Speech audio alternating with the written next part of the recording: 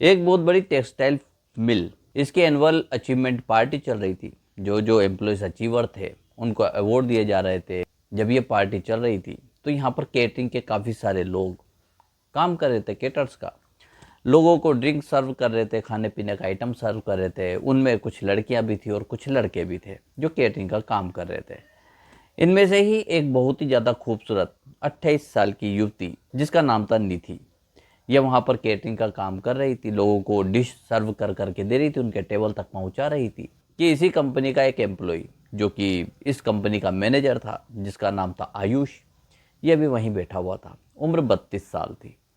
जैसे इसकी नज़र निधि के ऊपर पड़ती है, एकदम इसका खाना पीना छूट जाता है। इसके चेहरे पे अभी तक जो मुस्कुराहट थी, जो खुशी थी, वो एकदम उड़ जाती है। इसका चेहरा लटक जाता है। आयुष जो था अपनी नज़रें नीची करके अपनी डिश की तरफ फोकस कर रहा था।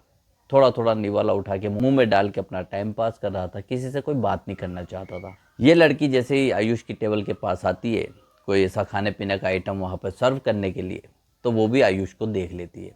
जब निधि ने आयुष को देखा तो निधि अपनी तबीयत का बहाना बना के उस पार्टी से बाहर आ जाती है।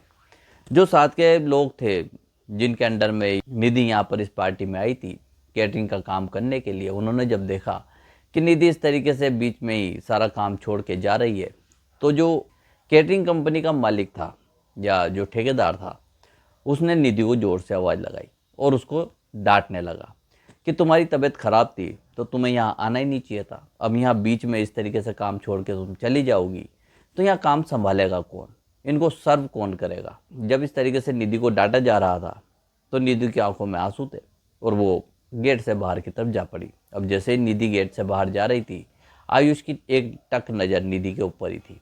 आयुष अपने साथ में बैठे हुए जो उसके दोस्त थे उनको बोलता है कि 2 मिनट वो वॉशरूम जाके आ रहा है, और वहाँ से निकल जाता है। यह भी गेट के बाहर आता है, निधि का हाथ पकड़ लेता है और निधि से कहता है कि तुम यहाँ पर इस हालत में कैसे। निधि कुछ भी नहीं बोलती, उसकी आंखें लाल सुर्ख हो चुकी थी, उसकी आंखों में आंसू थे, और वो आयुष से अपना हाथ छुड़ा के वहाँ से चल पड़ती है और रोड की तरफ दौड़ लगा देती है। आयुष भी पागलों की तरह निधि के पीछे भाग रहा था। निधि निधि चिल्ला रहा था, उसको रोकने की कोशिश कर रहा था, लेकिन निधि निधि इस तरह से भाग रही थी जैसे तो उसके पीछे गुंडे पड़ गए हों, उसके पीछे कोई भूत पड़ गया हो। खैर, इस तरीके से आगे आगे निधि और पीछे पीछे आयुष ये भाग रहे थे। और इस चीज़ को जब ऑफिस के और लोगों ने देखा तो वो भी घबरा गए कि आखिर ये लड़की कुछ चोरी करके तो नहीं ले जा रही यहाँ से, और आयुष ने इसको देख लिया होगा इसलिए इसके पीछे भाग रहा है। तो ऑफिस के जो बाकी कलीग थे या जो कर्मचारी थे वो भी इनके पीछे भागना शुरू कर देते। कुछ दूर पे जाके आयुष जो है वो निधि को पकड़ लेता है, और जैसे ये निधि को पकड़ता है तो उस कंपनी के जितने भी एम्प्लॉय थे निधि को घेर के खड़े हो जाते हैं। और यहाँ पे एक व्यक्ति ने निधि के बाल पकड़ के उससे पूछने की कोशिश की कि आखिर तुम यहाँ से क्या चुरा के भाग रही हो और इस तरह से भागने का तुम्हारा मतलब क्या था। जब ये चीज़ आयुष देखता है तो उस कर्मचारी के जोर से थप्पड़ मार देता है। बाकी के जो लोग थे जब इस सारे तमाशे को देख रहे थे तो वो भी हक्के बक्के थे कि आखिर आयुष को ऐसा क्या हुआ, इसने कभी किसी एम्प्लॉय को डांटा तक नहीं आज तक, और आज इसने हाथ उठा दिया, आखिर ऐसी क्या बात है। जब आयुष निधि से पूछता है कि तुम्हारी ऐसी हालत कैसे हुई, तुम्हारी तो अच्छे से घर में शादी हो गई थी। मैंने कई बार अपनी बहन संजना से पूछा तो उसने हमेशा यही बोला कि निधि तो बहुत ज़्यादा खुश है और एक बहुत ही ज़्यादा बड़े ख़ानदान में इसकी शादी हुई है, लेकिन तुम्हारी हालत देखने के बाद मुझे विश्वास नहीं हो रहा कि तुम मेरे सामने खड़ी हो। आयुष सवालों की झड़ी निधि पे लगा चुका था। जो निधि थी वो गुमसुम चुपचाप वहाँ पर जमीन की तरफ नजरें करके खड़ी थी। बहुत हिम्मत करके निधि के मुँह से सिर्फ यही शब्द निकलते हैं कि मुझे यहाँ से जाने दो, मुझे तुमसे कोई बात नहीं करनी है।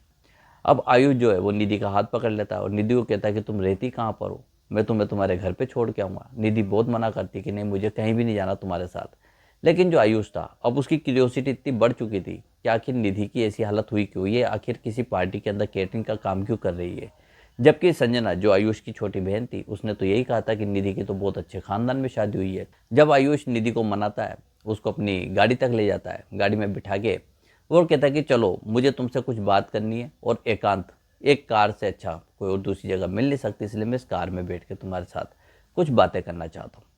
अब इस तरीके से निधि और जो ये आयुष है ये दोनों कार में बैठ जाते हैं और निधि को ये लॉन्ग ड्राइव पे ले जाता है। निधि बहुत देर तक तो चुपचाप थी, कार के अंदर ऐसे गुमसुम बैठी हुई थी, लेकिन जो आयुष था लगातार निधि से पूछने की कोशिश कर रहा था। लेकिन जो निधि है वो कुछ भी कहने को राजी नहीं थी। बहुत मान मनुहार करने के बाद आयुष ने जब निधि को मना ही लिया कि वो अपनी ज़िंदगी के बारे में कुछ बताए, तो निधि अपनी बर्बादी की सारी कहानी आयुष को बताती है। और वो जो बर्बादी निधि की ज़िंदगी में आई थी उसका मुख्य कारण आयुष ही था। तो क्या थी पूरी घटना, क्या था पूरा माजरा, जानते हैं इस कहानी में विस्तार से। वीडियो को अंत तक जरूर देखिएगा, बहुत ही इंटरेस्टिंग और बहुत ही संवेदनशील ये कहानी होने वाली है। तो कहानी शुरू होती है 7 साल पहले, साल 2017 में। आयुष 25 साल का था, निधि 21 साल की थी। निधि आयुष की बहन संजना की बेस्ट फ्रेंड थी, एक ही कॉलेज में पढ़ा करते थे। संजना कई बार निधि को अपने घर ले आती थी। निधि संजना के साथ आ जाया करती थी कॉलेज से, और ये दोनों बैठकर बहुत गप्पे मारा करती थी। आयुष आते जाते निधि को देखा करता था। आयुष धीरे धीरे निधि को पसंद करने लग गया था। निधि जो थी हंस मिजाज और हंसमुख ये लड़की थी, और खूबसूरती इस बला की थी कि आयुष इसको देखते देखते ही रह गया। और आयुष ने निधि से दोस्ती बढ़ाने की कोशिश करी, लेकिन जो निधि थी वो किसी भी लड़के से दोस्ती करना नहीं चाहती थी, क्योंकि इसके माता पिता ने यही संस्कार दिए थे। निधि का जो फैमिली बैकग्राउंड था ये कोई इतना पैसे वाला था नहीं। इसके पिता जो थे प्लम्बर का काम किया करते थे, और जो संजना थी ये अपर मिडिल क्लास से बिलोंग किया करती थी। आयुष इंजीनियरिंग की पढ़ाई कर रहा था। कई बार संजना कह दिया करती थी कि भैया निधि को इसके घर छोड़ आओ आप, रात ज़्यादा हो चुकी है, अंधेरा ज़्यादा हो चुका है। तो आयुष अपनी बाइक पे निधि को इसके घर छोड़ आया करता था। तो इस तरीके से रास्ते में आते जाते जो आयुष है ये निधि से बातें करता और इसको पटाने की कोशिश करता। धीरे धीरे जो निधि है ये भी आयुष को पसंद करने लगी। जब आयुष ने निधि से अपने प्यार का इजहार किया, इसको आई लव यू बोला, तो उस समय पे निधि के साफ सुथरे 2 शब्द थे। निधि ने कहा कि तुम मुझसे प्यार करते हो या सिर्फ टाइम पास करना चाहते हो।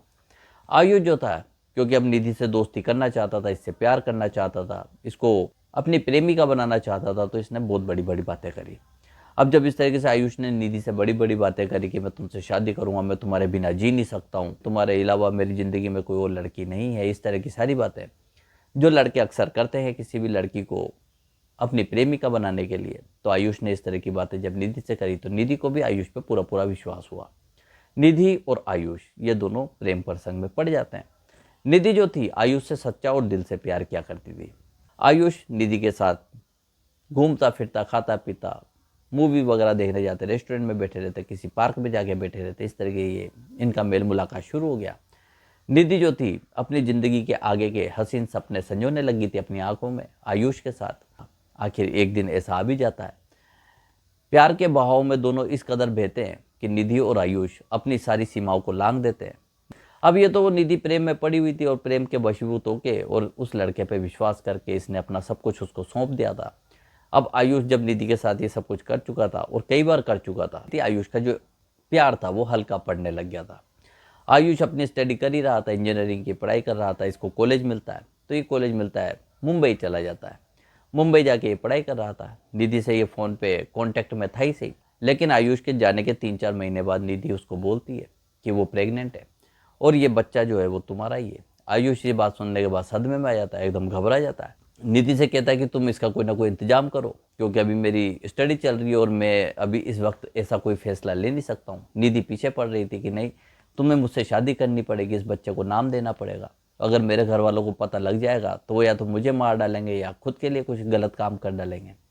आयुष जो था निधि को ठंडे पानी के छींटे मारता है, उसको खूब समझाता है। वो कहता है कि देखो अभी मेरी कंडीशन नहीं, मैं अपने घर वालों से इस बारे में बात कर नहीं सकता हूँ, मेरा पूरा कैरियर है, मेरी पढ़ाई है, मेरा ये है वो है। निधि कहती तुम्हारा तो सिर्फ कैरियर है, मेरी तो सारी ज़िंदगी दाव पे लग रही है। लेकिन जो आयुष था उसको तो निधि से कैसे न कैसे पल्ला छुड़ाना था। आयुष निधि को उसी हिसाब से बातों में फंसाता है, उलझाता है और इसको मनाने की कोशिश करता है। निधि भोली भाली मासूम सी ये लड़की थी, आयुष से प्यार करती थी, उसकी हर बात पे विश्वास किया करती थी। आयुष निधि को कहता है कि तुम अभी तो इस बच्चे का कुछ ना कुछ इंतजाम कर लो, इसको गिरा दो या जैसा भी जो भी करना तुम्हें कर लो। जैसे ही मेरी पढ़ाई पूरी होती, मैं कहीं जॉब पे लगता हूँ, तो पहली फुर्सत में मैं तुमसे शादी कर लूँगा। उसके बाद भले ही मेरे माता पिता माने या ना माने, तुम्हारे माता पिता माने या ना माने, मुझे दुनिया से कोई लेना देना नहीं है। निधि एक बार फिर आयुष की बातों पर विश्वास कर लेती है। अब समय बीतता रहता है, यहाँ पर टाइम निकल चुका था। अब निधि इस बच्चे का अबॉर्शन नहीं करवा सकती थी, अब ये फंस चुकी थी। धीरे धीरे बेबी बम नजर आने लगता है। घर वाले पूछताछ करते निधि से कि तुम्हारा पेट कैसे बढ़ रहा है, तुम्हें कोई तकलीफ है, कोई दिक्कत है। निधि तमाम तरह के बहाने बनाती है, लेकिन इस चीज़ को कोई भी महिला या लड़की छुपा नहीं सकती है। दुनिया की नज़र में ये चीज़ आई जाती है। जब घर वालों को विश्वास हो गया, पता लग गया कि निधि जो है वो प्रेग्नेंट है, तो इनके तो पैरों तले ज़मीन निकल गई। निधि के जो पिता थे उनकी सदमे में मौत हो जाती कि उनकी बेटी ने ऐसा काम किया है। पूरी बिरादरी में इनकी नाक कटने वाली है, और कटी गई थी क्योंकि लोग तमाम तरह की बातें करने लगे थे। जैसे ही पिता की मौत होती है तो सारा दुखों का पहाड़ निधि के सिर पे आ पड़ता है। निधि की माँ निधि को बहुत मारती है। इसके जो भाई बहन थे वो भी इसको खूब भला बुरा सुनाते हैं। मोहल्ले वाले और रिश्तेदार तो आपको पता ही है, हमेशा बंदूक तान के खड़े रहते, कोई गलती तो करे और उसके लिए तो लांछन लगाना और उसके लिए अनाप शनाप बातें करना, ये तो एंटरटेनमेंट का सबसे बड़ा साधन है। निधि को इतना कुछ सुनना पड़ता है समाज और समाज के लोगों की तरफ से कि निधि के हौसले टूट जाते हैं। और इन्हीं सब चीज़ों के चलते जो निधि की माँ है वो निधि को अपने घर से निकाल देती है। अब निधि जाए तो जाए कहाँ, न तो इसके पास सिर छुपाने की कहीं जगह थी और न ही कोई रोजगार का साधन। निधि ने खैर कोशिश करी, हार नहीं मानी। ये किसी एनजीओ में जाती है, एनजीओ में जाके जॉब करने लग जाती कंप्यूटर ऑपरेटर का। वहाँ से इसको जो सैलरी मिलती थी वो इसको मिलती थी, और उसके बाद इसको एक रहने का स्थान भी मिल गया था, जगह। निधि वहाँ पर रह के अपना ज़िंदगी बिताई रही थी। धीरे धीरे जो निधि है इसकी ज़िंदगी फिर पटरी पे आने लगी थी। यहाँ पर निधि जो एक खूबसूरत से बच्चे को जन्म देती है 9 महीने बाद, जो कि एक लड़का था। संजना से यदा कदा निधि की बात होती रहती थी, और जो आयुष था इसने निधि का मोबाइल नंबर ब्लॉक कर दिया था। अब निधि और जो आयुष है इन दोनों के बीच की जो कड़ी थी वो संजना ही थी। संजना ने 1000 बार पूछा निधि से कि आखिर तुमने किसके साथ प्रेम प्रसंग बनाया था, किसका ये बच्चा है, तुम आखिर ऐसे भेग कैसे सकती हो, तुम तो बहुत समझदार और बहुत सुलझी हुई लड़की थी, लड़कों की तरफ तुम्हारा कोई ध्यान नहीं था, तुम अपनी स्टडी और अपने करियर की तरफ ही सारा फोकस रखा करती थी, फिर तुम्हारे साथ ऐसा हो कैसे गया, कौन है वो लड़का, तुम मुझे बताओ, मैं उस लड़के की हालत ख़राब करके रख दूंगी जिसने तुम्हारे साथ इतना बड़ा धोखा किया है। लेकिन निधि कैसे ही बता दे संजना को कि तुम्हारा भाई है जिसने उसके साथ ये धोखा किया है। निधि ने कभी संजना को नहीं बताया कि इस बच्चे का बाप उसका ही भाई है। अब जो संजना इससे कभी भी यदा कदा बातों ही बातों में आयुष पूछ लिया करता था निधि के बारे में कि तुम्हारी सहेली थी ना निधि, उसका क्या हुआ, उसकी कहीं शादी हुई कि नहीं हुई, वो कहाँ पर है, सही है कि नहीं है, जो भी है। तो यहाँ पर निधि संजना को पहले समझा चुकी थी कि अगर तुम्हारे भैया आयुष मेरे बारे में कुछ पूछे तो उनको ये बोलना कि जो निधि है इसकी एक बहुत ही आलीशान खानदान में करोड़पति परिवार में शादी हो चुकी है और वो अपनी ज़िंदगी में बहुत ज़्यादा खुश है। संजना ने कोई ज़्यादा दिमाग लगाया नहीं, उसने कहा कि ठीक है, अगर वो पूछेगा तो यही बात बता देगी। अब जैसे ही आयुष ने संजना से पूछा तो संजना ने यही स्पीच उसके सामने रख दी कि निधि की तो बहुत अच्छे खानदान में शादी हो चुकी है, बहुत ज़्यादा खुश है। जो यहाँ पर आयुष था इसको भी तसल्ली थी कि चलो उसके सिर से मुसीबत टल गई, बला उसके सिर पे से हट गई है। यहाँ जो आयुष अब ये टेक्सटाइल मिल के अंदर मैनेजर की नौकरी पे लग चुका था, अच्छा खासा सैलरी पैकेज था, अहमदाबाद में ही रहा करता था, वहीं अपनी जॉब कर रहा था। घर वालों ने इसको लाख बोला कि तुम लड़की देख लो, शादी कर लो, अब तुम्हारी तो उम्र भी होगी और दूसरी बात तुम अच्छी सैलरी तुम्हें मिलती है, पैसा भी अच्छा कमाई लेते हो। लेकिन जो आयुष था इसको कोई लड़की पसंद नहीं आ रही थी। इसको तमाम तरह की लड़कियां दिखाई जाती है लेकिन इसको कोई लड़की पसंद नहीं आई, इसलिए आयुष 32 साल की उम्र होने तक भी कुंवारा ही था। अब इस तरीके से यहाँ तक कि तो इनका पास्ट था दोनों का, निधि का और आयुष का। जब केटरिंग करते हुए निधि को इस तरीके से आयुष ने देखा तो ये हक्का बक्का रहेगा कि निधि की ऐसी हालत कैसी। अब निधि जो है इससे आयुष पूछता है कि तुम बताओ तुम्हारी ऐसी हालत कैसे हुई, तुम्हारे पति का क्या हुआ, तुम तो बहुत करोड़पति परिवार में शादी हुई थी तुम्हारी, और उसके बावजूद तुम इस तरीके से ये छोटा मोटा और इस तरीके का काम क्यों कर रही हो।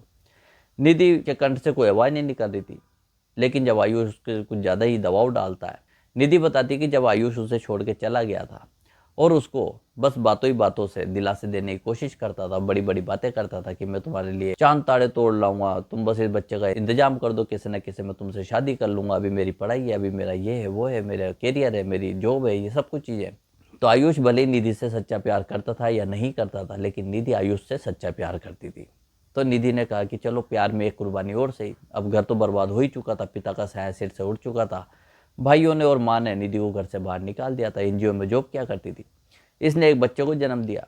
अब जो बच्चे को जन्म दिया तो उसके बाद जो निधि है वो उसी एनजीओ में अपना काम करती थी, वहाँ पर ही उसको कमरा मिला हुआ था रहने का, बच्चे की भी उसी एनजीओ के अंदर उसी बिल्डिंग के अंदर ये परवरिश कर रही थी। तो यहाँ पर जो निधि है उसके ही साथ में काम करने वाला एक लड़का अमन, वो निधि से काफ़ी बातें किया करता था, निधि की हर तरह से केयर किया करता था, हर छोटी छोटी चीज़ का भी वो ख्याल रखा करता था, निधि के बच्चे के साथ भी खूब खेला करता था। यहाँ पर निधि जो है वो अमन को पसंद करने लगी थी। लेकिन निधि एक बार चोट खाई हुई है और आयुष से वो आज भी सच्चा प्यार करती थी, इसलिए वो अमन को कभी भी इस तरह से जाहिर नहीं होने देती कि वो अमन को पसंद करती है। लेकिन जो अमन है वो निधि को प्रपोज कर देता है। निधि से कहता है कि मैं तुमसे बहुत ज़्यादा प्यार करता हूँ, अगर तुम्हें कोई एतराज़ ना हो तो मैं तुम्हारे साथ तुम्हारे इस बच्चे को भी अपनाने को तैयार हूँ। जो अमन है ये एनजीओ में जॉब किया करता था, पास में ही कहीं पे किराए का मकान लेके रहा करता था, रहने वाला कहाँ का था ये तो निधि को भी पता नहीं था। अब इस तरीके से जब अमन निधि को अपने प्यार का इजहार करने लगा, निधि ने उसको खूब मना करा कि नहीं, मैं अकेली अपनी ज़िंदगी अपने बच्चे के सहारे जी लूँगी, मुझे किसी और पुरुष का कोई सहारा नहीं चाहिए। लेकिन जो अमन था वो मानने वाला कहाँ। निधि थी इतनी खूबसूरत और जो अमन था अब ये निधि पे दाड़ लगा चुका था। धीरे धीरे जो अमन है निधि से वही बातें करता है, उससे प्यार भरी उसकी केयर करता था, उसकी हर छोटी छोटी चीज़ का वो इंतजाम कर दिया करता था। निधि को भी एक बार फिर से विश्वास हुआ कि अमन उसकी ज़िंदगी में परफेक्ट है, उसको हर तरीके से वो जानता है, उसकी सारी हिस्ट्री को जानता है, क्योंकि निधि सब कुछ बताई चुकी थी अपने जीवन के बारे में। तो निधि को एक बार से फिर किसी पुरुष के ऊपर विश्वास होता है। निधि अमन के साथ प्रेम प्रसंग में पड़ जाती है और जो अमन था वो निधि का हर तरीके से ख्याल रखता था। निधि बहुत ज़्यादा खुश थी कि चलो उसके बेटे को एक बाप का नाम तो मिलेगा कम से कम, और एक माँ को यही होता है कि उसके जो बच्चे हैं जब वो बड़े होंगे तो कोई ये ना कहे कि तू नाजायज औलाद है, ये सबसे बड़ा कलंक। निधि ने कहा चलो अमन अगर उससे शादी कर लेता है और इस बच्चे को अपना नाम देता है तो कम से कम ये तो होगा कि जो मेरा बच्चा है इसका पिता अमन है। अब अमन से जब निधि की इस तरीके से नज़दीकियाँ बढ़ती है तो अमन भी वही आयुष के पथ चिन्हों पर चलना शुरू कर देता है। निधि के शरीर को भोगना चाहता था। निधि भी प्रेम के वशीभूत, और एक महिला जब इस तरीके से प्यार में पड़ जाती है तो वो भावनाओं को प्रिफेयर करती है, सबसे पहले अपनी भावनाओं को ही आगे रखती है। निधि भावनाओं में बह जाती है और अमन जो था वो निधि के शरीर का पूरा पूरा भोग करता है। यहाँ पर निधि को तो सिर्फ यही तसल्ली थी कि अमन उससे प्यार करता है, उससे शादी कर लेगा, लेकिन जो अमन था वो भी निधि के शरीर से ही खेलना चाहता था। 4-6 महीने इस तरीके से अमन और जो निधि है इनका प्रेम प्रसंग चलता है। उसके बाद निधि जो है अमन से कहती कि हम शादी कर लेते हैं, चलो किसी मंदिर वगैरह में चल के कर लेते हैं या कोर्ट मैरिज कर लेते हैं। अमन जो था फिर बहाना बनाता है। अमन कहता है कि उसको बस अपने गांव जाना है, गांव जाके अपने माता पिता से एक बार तुम्हारे बारे में बात कर लेता हूँ, फिर तुम्हें मैं मिलाने चलूँगा और धूमधाम से सबकी राजी खुशी से सबकी मर्जी से हमारी शादी होगी। निधि अमन पे विश्वास करती है, लेकिन जो अमन था ये एनजीओ की जॉब छोड़ के कहीं और चला जाता है और जो अमन था इसने अपना मोबाइल नंबर भी चेंज कर लिया। अब यहाँ पर निधि बिल्कुल लूटी पीटी सी रह गई थी। अब निधि के सामने अंधकार सा छाता जा रहा था। निधि बहुत ज़्यादा परेशान थी कि एक हफ्ते बाद जो अमन है वो वापस लौट के आता है। निधि अमन को देखकर पहले तो उससे नाराज़ होती है। अमन से कहती तुम मुझे छोड़ के कैसे चले गए थे, क्या तुम भी और मर्दों की तरह हो, तुम भी क्या सिर्फ मेरे को भोगना ही चाहते थे, क्या तुम मेरे शरीर से ही मतलब था। अमन कहता तुम कैसी बातें कर रही हो, क्या तुम्हारा प्यार मेरे लिए इतना सही है, क्या तुम्हारा विश्वास मैंने आज तक इतना सही जीता है। निधि को अपनी गलती पे एहसास होता है, वो अमन पे फिर विश्वास करती है। अमन कहता है कि मैं तो तुम्हें अपने साथ ले जाना चाहता हूँ, मोबाइल तो मेरा टूट गया था, ख़राब हो गया था, इसलिए मेरा फ़ोन बंद था, लेकिन मैं तो अपने माता पिता से तुम्हारे लिए परमिशन लेके यहाँ पर आया हूँ और तुम्हें अपने साथ ले जाना चाहता हूँ। निधि जो थी बेचारी अमन के साथ चल पड़ती है, इस विश्वास में कि जो अमन है अब उससे शादी कर लेगा और इसको भी समाज में इज्जत मिलेगी। निधि अमन के साथ चल पड़ती है। निधि बताती कि जब वो अमन के साथ गई थी साल 2020 में, जब ये अमन के साथ गई तो अमन इसको आगरा ले गया था। आगरा में किसी होटल में ये स्टे करते हैं। जब ये स्टे कर रहे थे होटल में, इस तरह से रह रहे थे, तो अमन कहता है कि बस मेरे माता पिता को मैं यहाँ पर लेके आता हूँ, तुम मेरा इंतजार करना और इसी होटल में रुकी रहना। अमन तो वहाँ से चला गया, लेकिन अमन के जाने के बाद उस कमरे के अंदर, निधि का जो वो कमरा था, उसमें 3 लोग आते हैं। वो 3 लोग आते हैं, वो निधि के साथ जोर ज़बरदस्ती करते हैं, निधि के साथ हैवानियत करते हैं। निधि को समझ नहीं पाई कि अचानक इस तरह से 3 आदमी इस कमरे में कैसे आ गए और इस तरीके से उसके साथ ये काम क्यों कर रहे हैं। निधि बहुत विरोध करती है, चीखती है, चिल्लाती है, लेकिन वो 3 थे तो उन्होंने निधि का मुंह दबा लिया था, ये कुछ कर नहीं पाई। ये तीनों निधि के साथ ये सारा काम करके निधि के हाथ में कुछ पैसे रख देते हैं और निधि से कहते हैं कि जो तुम्हारे साथ था उसने हमें भेजा था और तुम्हारा सौदा कर चुका है। निधि ये जब बात सुनती है तो ये बिल्कुल हताश हो जाती है कि अमन ने उसको इतना बड़ा धोखा दिया। निधि के हाथ में ये कुछ पैसे रख के गए थे और वहाँ से चले जाते। निधि उस होटल में रोती रहती है, थोड़ा ये अपने आप को संभालती है, अपने बच्चे को गोद में उठाती है और उस होटल से बाहर निकल जाती है। अब निधि जो थी उसके लिए कहीं रास्ता ही नहीं था, ना तो अपने घर जाने का, ना उस एनजीओ में जाने का, और अमन का तो कोई आता पता नहीं था। अब अकेली महिला खुली तिजोरी की तरह होती है, जो भी देखता लूटने की कोशिश करता है। जब निधि इस तरीके से होटल से बाहर थी, दिन तो जैसे तैसे उसने निकाल लिया, लेकिन जब रात को ये किसी बस स्टैंड पे जब बैठी थी और अपनी आगे की प्लानिंग सोच रही थी कि वो कहाँ जाए, क्या करे छोटे से बच्चे के साथ, कि उस बस स्टैंड पे 3-4 मुस्टंडे आते हैं। 3-4 मुस्टंडों ने जब इस तरीके से अकेली महिला को देखा तो इसको बोला निधि को कि तुम कहाँ से आई हो, तुम्हें कहाँ जाना है, रात हो चुकी है, लास्ट बस भी जा चुकी है, अब तो यहाँ से कोई आने जाने का साधन नहीं है, तुम यहाँ अकेली क्या करोगी, जमाना बहुत ख़राब है, अब हम तुम्हें अपने साथ ले चलते हैं। निधि घबरा रही थी क्योंकि पहले वो 2 बार चोट खाई हुई थी, तो उसने उन लोगों के साथ जाने को मना करा। लेकिन जो वो मुस्टंडे जो आदमी आए हुए थे, वो अपने साथ 1-2 महिलाओं को भी ले आए थोड़ी देर बाद। और वो महिलाएं भी कहती कि अरे बेटा चलो हमारे साथ चलो, तुम यहाँ पर बस स्टैंड पर अकेली कैसे रहोगी, हम तुम्हें एक सुरक्षित जगह पे ले चलते हैं, सुबह तुम चली जाना अपने घर जहाँ भी तुम्हें जाना है, अभी तो लास्ट बस भी जा चुकी है। अब उनके साथ महिलाओं को देख के जो निधि थी, इसको तसल्ली होती है, ये उनके साथ चल पड़ती है, क्योंकि रात को सही बात है अकेली कहाँ रुकेगी, बस स्टैंड पर बच्चा भी साथ में। निधि उन लोगों के साथ चल पड़ती है, और जो वो लोग थे निधि को एक कच्ची बस्ती के अंदर ले जाते हैं। अब निधि इतनी हताश परेशान और इतनी टूट चुकी थी कि अब उसकी जीने की इच्छा नहीं थी, लेकिन छोटे से बच्चा उसकी गोद में था, उसके लिए उसको जीना था।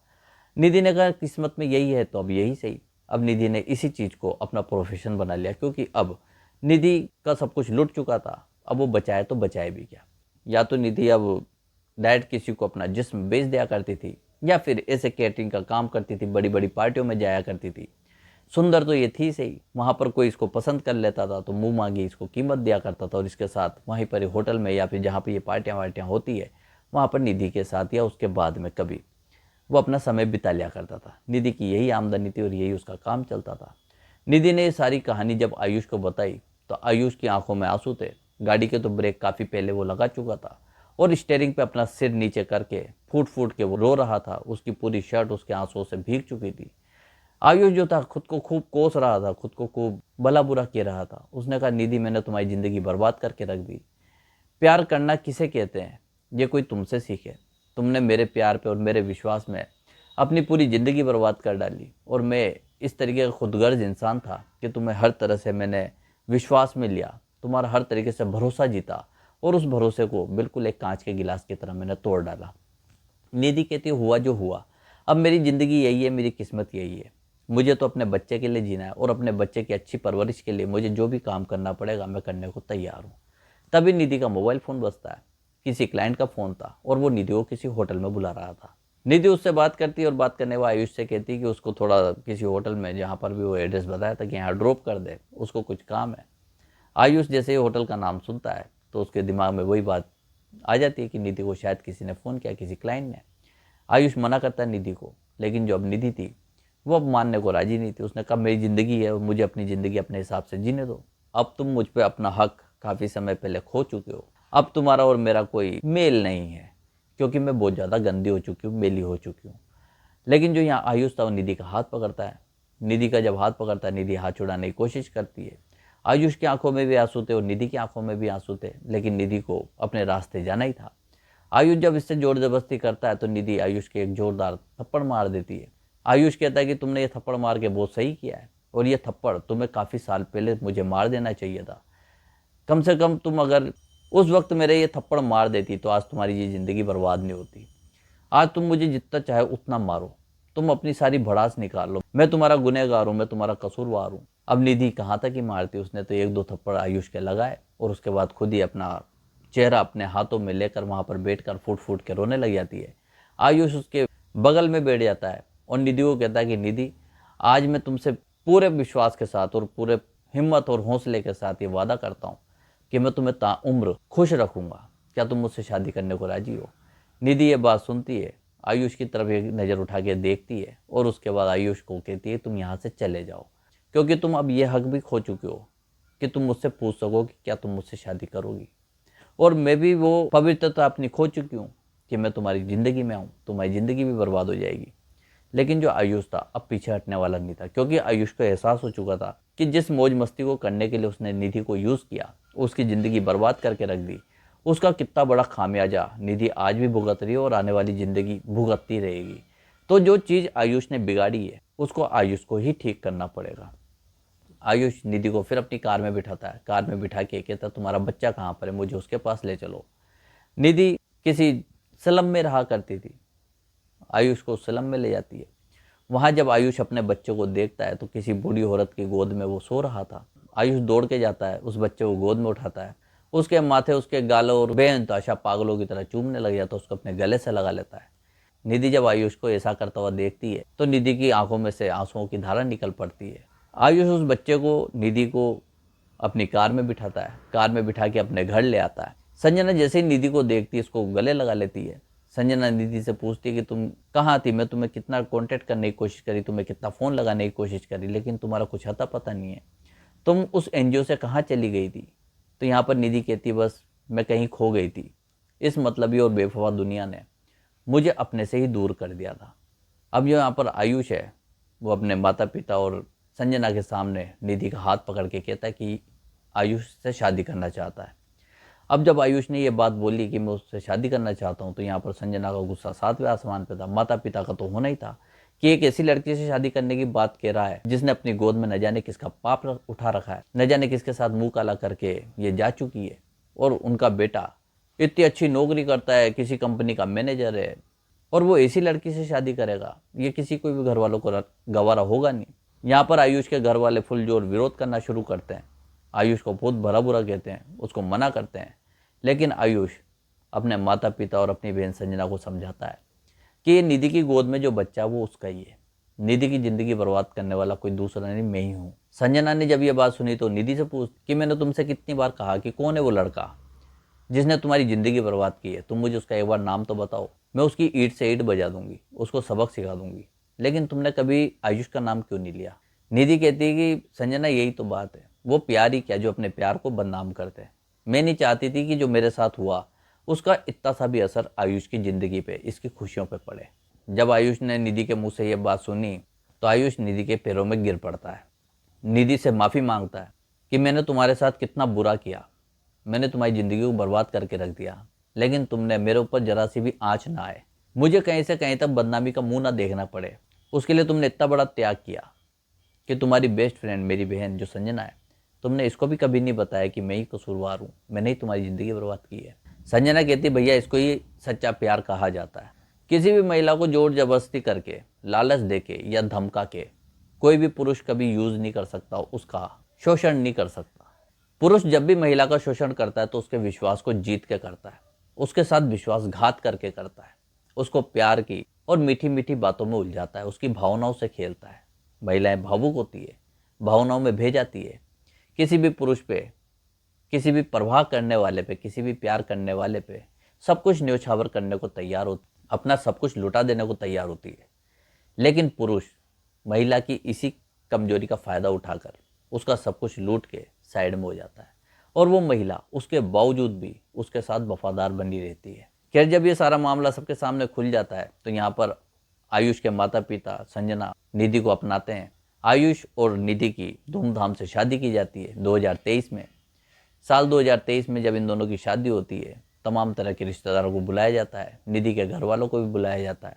जब निधि के घर वाले निधि को इतने सालों बाद देखते हैं तो उनसे भी रहा नहीं जाता, निधि की माँ दौड़ के जाती है और निधि को अपने गले से लगा लेती है। निधि आज अपनी फैमिली, अपने बच्चे, अपने पति आयुष के साथ खुशहाल ज़िंदगी जी रही है। निधि और आयुष का जो बच्चा है आज 5 साल का हो चुका है और बेहतर परवरिश दोनों मिलकर उसकी कर रहे हैं। क्या पुरुष को किसी महिला का ऐसा शोषण करना चाहिए? क्या उसकी भावनाओं के साथ खेलना चाहिए? क्या उसके शरीर को भोगना ही अंतिम लक्ष्य बन के रह गया है? क्या किसी की इज्जत को इस तरीके से तार तार कर देना सही है? ये कहानी तमाम तरह के कई सारे सवाल हमारे सामने छोड़ के जा रही है। तो ये थी आज की कहानी, और इस पूरी कहानी को सुनने के बाद आपके जो भी विचारों कमेंट में ज़रूर बताएं। वीडियो देखने के लिए बहुत बहुत धन्यवाद।